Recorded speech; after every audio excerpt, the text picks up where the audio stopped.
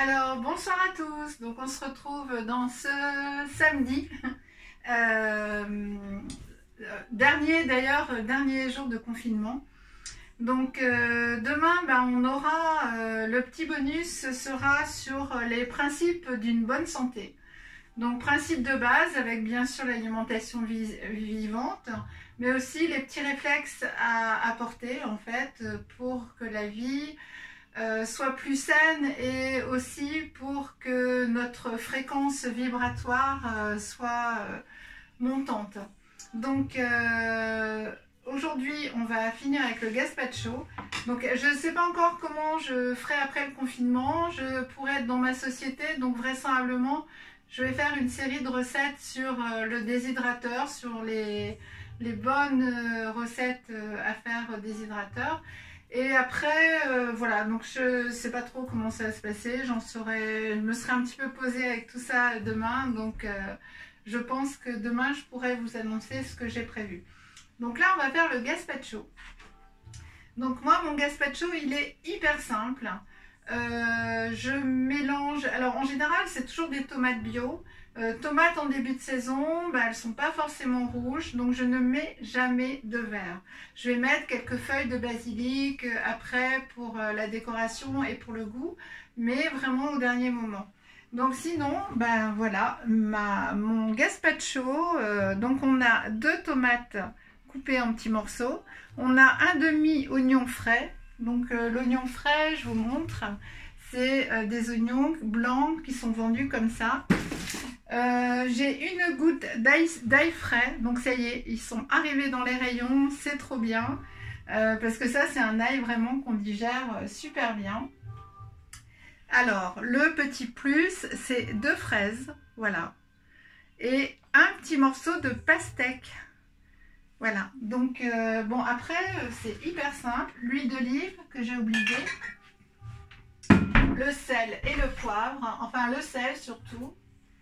Donc vous prenez votre blender. Alors juste mon blender, j'ai mis quelques tomates cerises qui étaient vraiment en fin de course, pas très jolies, et comme ça je vais les passer avec le gazpacho pour ce soir.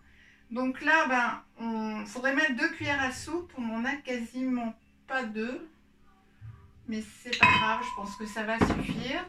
Et donc voilà, tout simplement, je mets les petits morceaux de pastèque, les 2 fraises, l'oignon, la tomate, hop, voilà. Ce qui est pratique avec ces plaques là, c'est que voilà, il suffit de les plier pour voilà. Donc là je vais couper un petit peu la gousse d'ail pour être sûr qu'elle passe bien.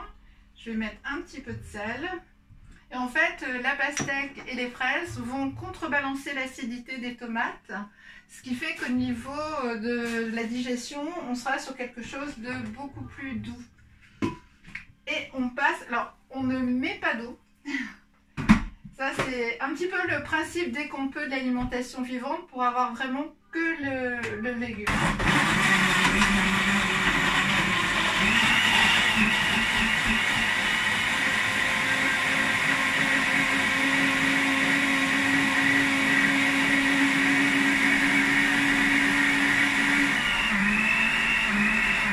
Voilà, donc là ça suffit, c'est très vite fait.